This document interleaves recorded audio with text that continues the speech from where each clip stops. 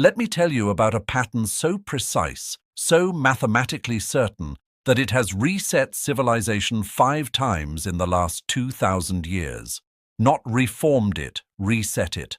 Complete erasure of debts that destroyed the savings of ordinary people and transferred wealth on a scale that makes today's billionaires look like amateurs playing Monopoly with fake money. Ancient Rome in 33 AD, medieval Europe in 1347, revolutionary France in 1789, Weimar Germany in 1923, post-war Europe in 1953, 5 times, 5 completely different methods, but the exact same 6-stage sequence leading to total debt annihilation every single time. And here's what should make you sit up and pay attention. Each time the debts seemed manageable. Each time leaders stood in front of crowds and promised they could be repaid. Each time mathematicians showed it was mathematically impossible. And each time reality won. The debt was erased anyway, and millions of ordinary people watched their life savings evaporate like morning fog. Right now, in 2025, we're watching this pattern unfold again in real time. Global debt has reached 335% of GDP. That's $300 trillion in total debt stacked against just $90 trillion in annual global economic output. Think about that ratio for a second. We owe more than 3 times what the entire planet produces in a year. The United States alone owes $36 trillion at the federal level. Add in student loans at $1.7 trillion, auto loans at $1.6 trillion, credit card debt at $1.2 trillion, corporate debt at $11 trillion, and you start to see the mountain we're standing under. Here's the part that should terrify you. It is mathematically impossible for this to be repaid. Not difficult, not challenging, impossible. The numbers literally don't work, and anyone with a calculator and 30 seconds can prove it. We are currently in stage 3 of the same 6-stage pattern that has played out 5 times before. And if history is any guide, and history is always a guide, stages 4, 5, and 6 follow with the precision of a metronome ticking down to midnight. The only question, the only variable we can't predict with certainty is whether the reset comes through hyperinflation that destroys the currency, a government-mandated jubilee that wipes out creditors, or a war that physically destroys enough of the system that the debts become irrelevant. This isn't prophecy. This isn't doomsaying or conspiracy theory. This is pattern recognition. This is math. This is history repeating itself because humans never learn the lesson. Let me show you exactly how it happened 5 times before, why it's happening again right now, and most importantly, what it means for every dollar you've saved, every debt you owe, and every asset you think you own. Because when this resets, and it will reset, the wealth transfer will be biblical in scale. Before we dive into the historical examples that prove this pattern, you need to understand what a debt jubilee actually is and why it's not a policy choice. It's a mathematical necessity. A debt jubilee is the complete or partial cancellation of debts across an entire economy. Not because governments suddenly develop a conscience or decide to be generous, but because the alternative is total systemic collapse. When debt reaches a level where it mathematically cannot be repaid, something has to give. Either the debt disappears or the economy does. There is no third option. Reality doesn't care about political promises. Here's the fundamental principle that governs all of this. Debt is a claim on future production. When you borrow $100,000 to buy a house, you're not just signing papers. You're promising to produce enough future economic value to repay that $100,000 plus interest. When a government borrows $36 trillion, it's making a promise that future taxpayers will produce enough economic value to repay that amount. But here's the problem. There's a hard limit to productive capacity.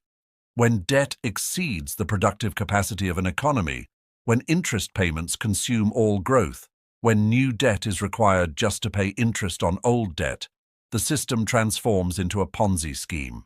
And like all Ponzi schemes, it eventually collapses. not might collapse, not could collapse, will collapse. It's not a question of if, it's a question of when and how. The math is brutally simple. If global GDP is $90 trillion and grows at 3% annually, that generates $2.7 trillion in new production each year. But global debt is $300 trillion. If the average interest rate is just 3%, that's $9 trillion in annual interest payments. Read those numbers again. The economy produces $2.7 trillion in new value each year. The debt demands $9 trillion in annual payments. This is not sustainable. This is not manageable. This is mathematically impossible. When this point is reached, when the numbers stop working, the debt must be eliminated. Not restructured with better terms, not refinanced at lower rates. Eliminated, erased, destroyed. And history shows there are only 3 ways this happens. Method 1 is hyperinflation. The government prints unlimited money, debts are repaid in worthless currency, creditors are wiped out, and savers watch their life's work turn into toilet paper. Method 2 is jubilee. The government declares debts cancelled by decree, creditors lose everything overnight, debtors are freed from their chains, but the financial system collapses and has to be rebuilt from the ground up. Method 3 is war. Massive destruction of physical capital, millions dead, enough chaos and destruction that the debts become unenforceable and irrelevant because everyone's too busy surviving to worry about collecting payments. Every debt crisis in history has resolved through one of these 3 methods. There is no 4th option hiding in the wings. There's no clever policy trick that magically makes unpayable debts payable. When the math says the debt cannot be repaid, reality enforces that math regardless of what politicians promise, regardless of what economists claim, regardless of what you want to believe. Now let me show you the 6-stage pattern that leads to this endpoint every single time without exception. Stage 1 is when credit expansion creates a prosperity illusion. Every debt crisis in recorded history begins the same way, with easy credit that creates the appearance of prosperity. People borrow, spend, and the economy grows. Governments point to the growth as proof that the debt is productive and beneficial. Investment is creating jobs, but it's not prosperity. It's borrowing from the future. It's spending tomorrow's money today and calling it growth. Look at ancient Rome from 10 to 30 AD. After Augustus established the empire and brought stability, Roman credit markets exploded like nothing they'd ever seen. Wealthy patricians lent to plebeians, merchants, and even to other patricians in elaborate chains of debt. The Senate authorized massive public works funded entirely by borrowing. Aqueducts, roads, forums, all built on credit. The Roman elite competed in displays of wealth, each trying to outspend the others. Senators borrowed enormous sums to fund gladiatorial games that would win them political support. Governors borrowed to bribe their way into lucrative positions. The economy seemed to be booming. More construction than ever before. More trade flowing through Roman ports. More luxury goods pouring into the city from every corner of the empire. But the growth was illusory. The construction didn't generate productive capacity that would pay back the loans. The gladiatorial games didn't create wealth. They consumed it. The borrowing didn't fund innovation or infrastructure that would generate economic returns. It funded consumption, bread and circuses, entertainment and spectacle to keep the masses happy and the elite in power. By 20 AD, private debt in Rome had reached levels where most patrician families were borrowing just to maintain appearances. They owed enormous sums to creditors, but as long as new loans were available, they could keep spending and keep up the facade. Jump forward to medieval Europe from 1300 to 1340. After the agricultural boom of the High Middle Ages, credit became widely available for the first time in centuries. Italian banking houses, the Bardi, Peruzzi, and Medici, lent to kings, nobles, merchants, and even the church. Kings borrowed to fund wars. The 100 Years' War between England and France was largely financed by Italian loans.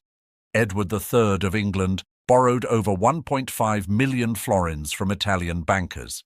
That's equivalent to billions in today's money. The credit expansion created apparent prosperity across Europe. Trade flourished between cities. Cathedral construction accelerated to unprecedented heights. Universities were founded. Culture bloomed.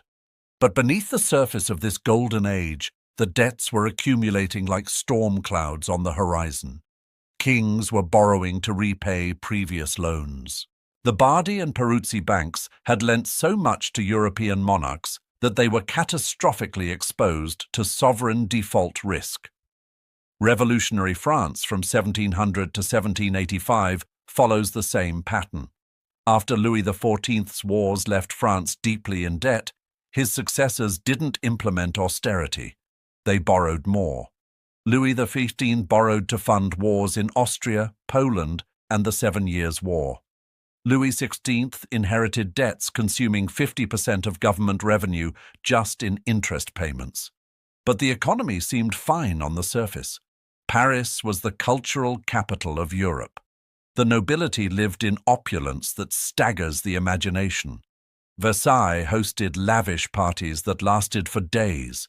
The credit kept flowing because everyone assumed France, the wealthiest and most powerful nation in Europe, could always borrow more. Weimar Germany from 1918 to 1921 faced reparations payments imposed by the Treaty of Versailles. 132 billion gold marks, an impossible sum designed to cripple Germany for generations. The German government began borrowing domestically to make payments, to fund reconstruction, and to avoid the political pain of raising taxes. The economy initially recovered from the devastation of World War I. Unemployment fell, production increased. The credit expansion created jobs and growth. But it was all borrowed. The money wasn't real. It was future claims on production that Germany couldn't possibly deliver. Post-World War II, from 1950 to 1980, the Western world entered the greatest credit expansion in human history. The United States created the GI Bill, subsidizing housing, education, and business loans for millions of veterans. Europe received Marshall Plan aid, much of it extended as credit to be repaid later. The credit fueled the post-war boom. The economy grew faster than any time in recorded history. Living standards soared to levels previous generations couldn't have imagined. Governments could borrow cheaply because growth was high and inflation was low. The prosperity seemed permanent. Economists declared they'd figured out how to manage the economy and prevent recessions. But it was stage one, the credit expansion that creates the illusion. The borrowing that feels like growth but is really just pulling consumption forward from the future. And stage one always, without exception, leads to stage two. Stage two is when debt reaches 250% or more of GDP. At some point that varies by economy and circumstance, the borrowing exceeds a critical threshold. Economists who've studied debt crises have identified this threshold as approximately 250% of GDP in total debt to economic output. Once debt passes this level, growth begins to slow because resources that should go to productive investment get diverted to debt service. You're paying interest instead of building factories. Ancient Rome by 30 to 33 AD had reached this point. By the early 30s AD under Emperor Tiberius, private debt in Rome had reached unsustainable levels. We can't calculate the exact ratio to GDP because Romans didn't measure GDP the way we do. But contemporary accounts from Roman historians described debt levels as universal and crushing. Senators owed millions of sesterces. Merchants couldn't repay loans. Even wealthy families were insolvent on paper, their assets worth less than their debts. The entire Roman economy was leveraged beyond its capacity to produce. Medieval Europe, by 1340 to 1345, had reached crisis levels of sovereign debt. Edward III of England owed the Italian banks more than his kingdom's entire annual revenue. France owed similar staggering amounts. The banking houses were exposed to defaults totaling more than 10 times their capital reserves. Think about that. If just one major king defaulted, these banks would collapse. The credit market began to freeze as lenders realized the risk. Banks stopped lending. Interest rates spiked. Kings who had borrowed easily for decades suddenly couldn't find new creditors willing to take the risk. Revolutionary France, by 1780 to 1788, saw debt consume 60% of government revenue in interest payments alone. Total debt was estimated at 300% of annual government income, not 300% of GDP, but 300% of government revenue, which was maybe 10% of the economy. That implies debt was potentially 3,000% of GDP, an enormous burden for an 18th century economy. The government tried desperately to borrow more, but creditors were becoming nervous. Interest rates rose. The cost of borrowing increased, which meant even more revenue had to go to interest payments in a vicious cycle. Weimar Germany, by 1921 to 1922, faced total debt, domestic plus reparations, exceeding 400% of GDP. The reparations alone were 132 billion gold marks. Germany's annual GDP was maybe 30 billion marks. The debt was 4 times larger than everything Germany produced in a year. The government kept borrowing from the Reichsbank, Germany's central bank, to make payments. But the debt was growing faster than the economy. Stage 2 was complete, and the trap was set. The modern global economy crossed this threshold between 2008 and 2020.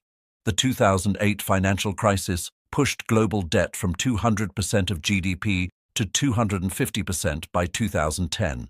Instead of deleveraging and paying down debt, governments and corporations borrowed more to stimulate growth. By 2020, before COVID, global debt had reached 320% of GDP. Then COVID hit, and governments printed 17 trillion in emergency spending globally. By 2022, total global debt reached 350% of GDP, and it's still climbing. We crossed the 250% threshold in 2010 and just kept accelerating. The United States specifically tells an even more alarming story. Federal debt is 120% of GDP. Corporate debt is 45%. Household debt is 75%. Financial sector debt is another 80%. Total it up and we're over 320% of GDP. We're deep into stage 2 and showing no signs of slowing down. Stage 3 is when interest payments consume all growth. This is where the math becomes undeniable to anyone paying attention. When interest payments on existing debt consume all new economic growth, the system is locked into what economists call a debt trap. Any new borrowing just makes the trap worse. You're digging the hole deeper, trying to climb out. Ancient Rome in 33 AD reached this point when Roman creditors began demanding repayment. Debtors couldn't pay. The entire credit system froze overnight. No new loans were being made. Existing loans were being called in. Commerce slowed to a crawl. Land prices collapsed because no one could borrow to buy property. Interest on accumulated debts was consuming the productive output of the empire. Wealth was flowing from debtors to creditors in a massive transfer, but the debtors had no way to generate enough wealth to pay what they owed. Medieval Europe in 1345 saw Edward III of England default on his debts to the Bardi and Peruzzi banks. He simply stopped paying. The banks, which had lent more than their entire capital base, collapsed spectacularly. The Bardi Bank failed completely. The Peruzzi Bank followed shortly after. The credit freeze spread across Europe like a plague. Without Italian banking, there was no source of international credit. Trade collapsed. Interest payments on remaining debts consumed the revenues of every kingdom. Growth stopped dead. Revolutionary France in 1788 was spending 60% of government revenue on interest, not on the military, not on administration or public services, on interest. The kingdom was borrowing just to pay interest on previous loans. This is the textbook definition of a Ponzi scheme. King Louis XVI called the Assembly of Notables to approve new taxes to pay the debt. The nobles refused. They wouldn't pay to bail out a government they saw as corrupt and incompetent. The king tried to force it through. The result was revolution. Weimar Germany, by 1922 to 1923, was paying reparations, domestic debt interest, and reconstruction costs that exceeded total government revenue. The only way to make payments was to print money. The Reichsbank began running the printing presses continuously, day and night. The inflation began slowly, then accelerated. Prices doubled, then doubled again, then doubled again. The currency was losing value faster than the government could print it. Savings were being destroyed in real time, but the debts were still denominated in gold marks, which meant they were growing in real terms even as the paper marks became worthless. The modern global economy from 2020 to 2025 has reached this critical stage. The United States is currently spending approximately $900 billion per year on interest payments. That's more than the entire defense budget. It's approaching $1 trillion annually, and that's at relatively low interest rates. If rates rise to historical averages of 5 to 6%, interest payments could hit $1.5 trillion. Meanwhile, U.S. GDP grows maybe $500 to $700 billion per year in real terms. Interest payments are consuming 100% or more of real growth. Every new dollar of economic output is going to pay interest on old debts. This is stage 3. The debt trap is set. We are here right now. Stage 4 is when the system becomes mathematically unpayable. Stage 4 is the moment of recognition, the point when anyone who can do basic math realizes the debt will never be repaid, not because people don't want to pay, not because they're irresponsible or lazy, because the numbers simply don't work. This is when creditors start demanding immediate payment, debtors start defaulting, and the system begins to crack under the pressure. Ancient Rome in 33 AD saw the crisis become undeniable. The Senate had passed a law requiring that 2/3 of every creditor's capital be invested in Italian land, desperately trying to prop up collapsing land prices. But no one wanted to lend to buy land because land prices were falling. Debtors who couldn't repay were being prosecuted and imprisoned. The prisons filled with debtors. The crisis came to a head when major patrician families, including sitting senators, were exposed as insolvent. They owed more than they owned. The Roman elite was bankrupt. The debt was mathematically unpayable, and everyone knew it. Medieval Europe in 1347, after the Bardi and Peruzzi collapse in 1345, saw European kings try desperately to restructure their debts. They promised partial payments, extended timelines, offered collateral. But the math didn't work. England's revenue was $100,000 per year. Edward III owed 900,000 florins to the Italians, equivalent to roughly £1.5 million. Even paying 100% of revenue for 15 years wouldn't cover it. The recognition spread through Europe like wildfire. The debt would never be repaid. Creditors stopped expecting payment. They wrote off the loans.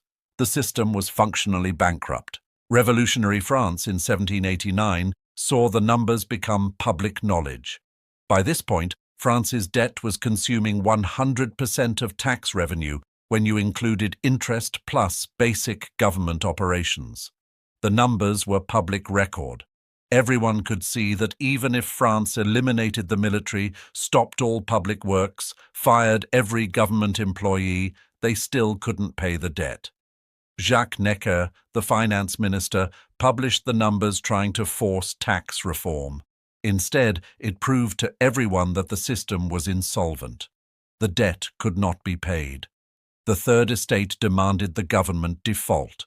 The aristocracy refused because they were the creditors who would lose everything. Weimar Germany in 1923 saw everyone realize the game was over. By mid-1923, the Weimar government was printing trillions of marks per day. The currency was worthless. A loaf of bread cost billions of marks. Workers demanded to be paid twice per day so they could spend the money before it lost half its value by evening. But the debt was still denominated in gold. The reparations were still due in gold marks. Germany would have to produce more value than the entire economy generated just to pay the interest on debts denominated in gold. It was impossible. Everyone knew it. The creditors knew it. The debtors knew it. The recognition was universal. The modern global economy in 2025 has reached this stage of recognition. Right now, mathematicians, economists, and anyone with a calculator can see that current debt levels are unpayable. The US would need to run budget surpluses of $1 trillion per year for 36 years straight to pay off just the national debt, while also paying roughly $1 trillion annually in interest during that period. That would require either tax increases of 50% or spending cuts of 70%. Neither is politically possible in a democracy.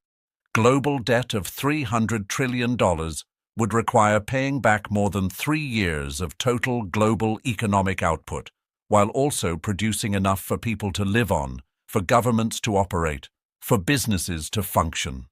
The math doesn't work. We are in stage 4. The recognition is spreading.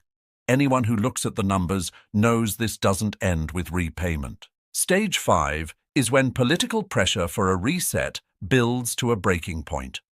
Once stage 4 is reached, once everyone knows the debt is unpayable, political pressure builds for a reset.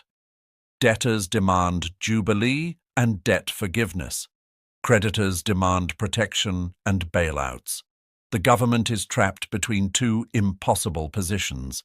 This is when the social contract begins to fracture. This is when societies start to come apart at the seams. Ancient Rome in 33 AD saw the plebeians, the common people, begin demanding debt relief. Debtors' prisons were overflowing. Families were being sold into slavery to pay debts. The plebeian tribunes, representatives of the common people, demanded the Senate cancel all debts immediately. The patricians, who were the creditors, refused absolutely. They owned the debt. Cancelling it would wipe out their wealth.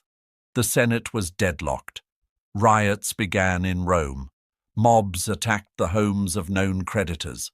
The political pressure was building toward explosion. Medieval Europe from 1347 to 1350 saw debtors demand release from their obligations after the banking collapse. Merchants who had borrowed from the now defunct Italian banks argued the debts died with the banks. Nobles who owed money to kings refused to pay, arguing the kings themselves were in default. But then something else happened that overshadowed the debt crisis entirely. The Black Death arrived in 1347. Within 3 years, 30 to 50% of Europe's population was dead. The plague killed creditors and debtors alike. Labor became scarce. Wages rose dramatically. Debts became unenforceable because there weren't enough people left to collect them. The plague functionally cancelled the debt through death and chaos. Stages 5 and 6 happened simultaneously through catastrophe. Revolutionary France in 1789 saw political pressure for debt relief transform into revolution. The Third Estate, which represented 98% of the population, demanded the monarchy default on debts owed to aristocrats and foreign creditors. They argued the debts had been incurred by corrupt monarchs for wars that benefited only the elite. The aristocracy refused completely. They were the creditors. They demanded the peasants pay more taxes to honor the debts. This was the core conflict of the French Revolution. Debtors versus creditors. Poor versus rich. And it would be resolved with violence, terror, and blood in the streets. Weimar Germany in 1923 saw the population demand the government stop paying reparations and stop printing money. Medieval Europe from 1347 to 1350 experienced reset through death and collapse. The Black Death killed 30 to 50% of Europe's population in just 3 years. The debt crisis was resolved through catastrophic death. Creditors died, debtors died. The survivors inherited property, but there was no one left to enforce debt collection. Labor scarcity drove wages up dramatically. Serfs who had been in debt bondage to their lords simply left and found new work elsewhere. The feudal system weakened permanently. The debts that had existed in 1347 were functionally cancelled by 1350. Not through policy or government decree, through apocalypse. This is method 3. Catastrophic destruction makes debts irrelevant when everyone's focused on survival. Revolutionary France from 1789 to 1794 experienced hyperinflation through the assignats currency. The French Revolution began with the National Assembly seizing church lands, about 10% of all land in France. They issued paper currency called assignats backed by this land. The assignats would be used to pay government debts. At first, it worked brilliantly. The assignats were accepted. The government paid off creditors with paper backed by land. But then they printed more, and more, and more. By 1792, assignats in circulation exceeded the value of the seized land backing them. Inflation began slowly, then exploded. Prices doubled, then quadrupled, then went exponential. By 1794, assignats had lost 99% of their value. A single gold louis that was worth 20 assignats in 1790 was worth 3,000 assignats by 1794. The debts were wiped out completely. Anyone who had lent money to the French government lost everything. The currency became worthless. This is method 1. Hyperinflation. The debt was paid, but with worthless paper that couldn't buy bread. Weimar Germany in 1923 experienced the most famous hyperinflation in history. In November 1923, the hyperinflation reached its apocalyptic peak. The Reichsbank was printing 500 quintillion marks per day. A single US dollar was worth 4.2 trillion marks. Prices doubled every few days. Workers were paid in wheelbarrows of cash. They spent it immediately because by the next day it would be worth half as much. Savings accounts that represented a lifetime of work became worthless overnight. A lifetime of savings couldn't buy a loaf of bread, but the debts were wiped out. Anyone who owed money paid it back in worthless marks. Mortgages, business loans, personal debts, all effectively erased. The people who lost were the creditors, the savers, the bondholders. The middle class was completely destroyed. In December 1923, Germany introduced a new currency, the Rentenmark, backed by land and industrial assets. 1 Rentenmark equaled 1 trillion old marks. The old currency was declared worthless and removed from circulation. The slate was wiped completely clean. This is method 1. Hyperinflation achieving total debt erasure through currency destruction. Post-World War II Europe, from 1945 to 1953, experienced a negotiated jubilee through the London Debt Agreement. After World War II, Germany, now divided into West Germany and East Germany, owed enormous debts from war reparations, reconstruction loans, and pre-war obligations. The total was estimated at over 30 billion marks, more than Germany's entire GDP. The Allies, led by the United States, convened the London Debt Agreement Conference in 1953. They negotiated a 50% reduction in Germany's debts. Half the debt was simply cancelled by agreement. Gone. The remaining half was restructured with very low interest rates and long repayment terms tied to Germany's ability to pay. This was a jubilee. Creditor nations agreed to absorb massive losses to allow Germany to rebuild. The US, UK, and France wrote off billions in debts. The debt was cut in half by international agreement. Why would they do this? Because they learned from Weimar. Crushing debt loads led to hyperinflation, political extremism, and ultimately to Adolf Hitler and World War II. The London Debt Agreement was explicitly designed to prevent another Hitler by making Germany's debts actually payable. This is method 2, negotiated jubilee, where creditors take losses, debts are cancelled, and the system is reset through agreement rather than chaos.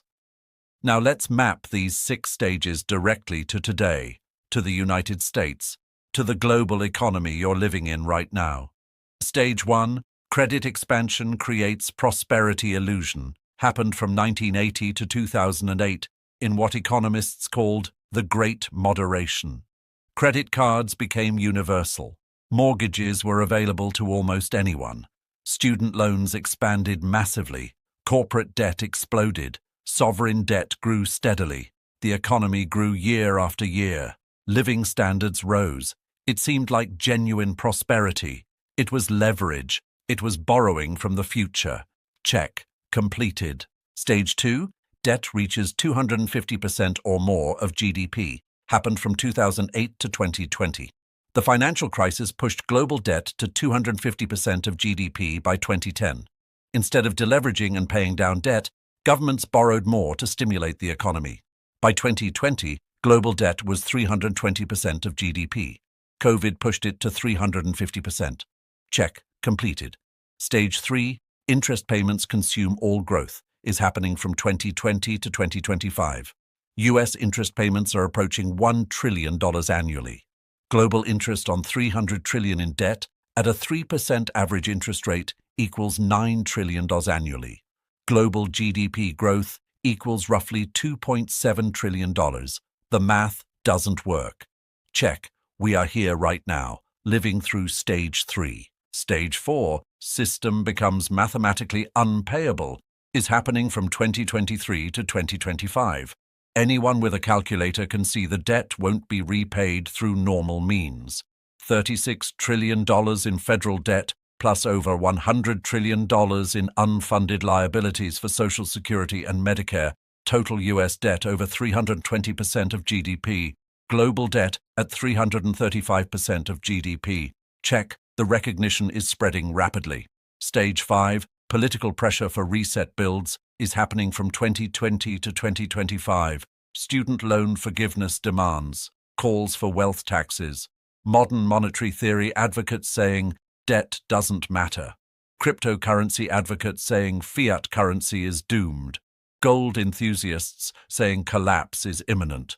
Both political parties promising massive spending with no realistic plan to pay for it. Check. The pressure is building toward critical mass. Stage 6, reset via hyperinflation, jubilee, or war, is coming. We haven't reached stage 6 yet, but stages 1 through 5 are complete or nearly complete. History says stage 6 follows within 3 to 7 years of reaching stage 3. We entered stage 3 in 2020. That means stage 6 could arrive anywhere between 2023 and 2027. We might already be in the early phase without fully recognizing it yet. Based on the historical pattern and current conditions, we can make educated predictions about which method is most likely. Method 1, hyperinflation, is the most likely path for the United States. Not immediate Weimar-style hyperinflation where you need a wheelbarrow of cash to buy bread, but high, persistent inflation running at 10 to 20% annually for a decade or more. This slowly erases the real value of debts while maintaining the political fiction that they're being repaid. The government doesn't default. They don't declare bankruptcy. They pay back the $36 trillion in debt, but they pay it with dollars worth 50 to 70% less in purchasing power than today's dollars. Creditors lose purchasing power. Savers are destroyed. But technically, legally, the debt was repaid. We've already seen this process begin. From 2021 to 2022, official inflation ran at 7 to 9%. Real inflation, using the methodology from the 1980s, before the government changed how they calculate it, was closer to 15% or higher. This is the beginning of Method 1. Method 2, a jubilee, is less likely in the United States because it requires political consensus and coordinated action, but we're already seeing partial jubilees being implemented. Student loan forgiveness is a jubilee for $1.7 trillion in debt. If this expands to mortgages, auto loans, credit card debt, it becomes a much broader jubilee affecting the entire economy. Globally, there's active discussion of debt jubilee for developing nations. Over $300 billion in African debt to China is on the table. If China forgives it, which is unlikely but possible, that's a jubilee. More likely is coordinated default, where multiple countries simply stop paying, which functions the same way. Method 3, war, is the darkest option but cannot be dismissed given historical precedent. A major war, possibly involving the United States, China, and Russia, that destroys enough physical capital and kills enough people that the debts become unenforceable. This is how World War II functionally reset Europe's debts. The destruction was so total that the old debts became irrelevant. Let's sincerely hope this doesn't happen. But historically, when debts become unpayable and political systems are deadlocked with no way forward, war has been the resolution mechanism more often than we'd like to admit. The most likely scenario is a combination of methods: high inflation, that's method 1, combined with selective jubilees for student loans and some mortgages, combined with ongoing regional conflicts that create instability. Not World War III, but continuous low-level conflict that slowly erases the debt over 10 to 20 years through a combination of inflation, selective defaults, and geopolitical chaos. When the reset comes, and history says it is coming, ordinary people will lose wealth in 3 devastating ways. First, savings. If the reset comes via inflation, cash,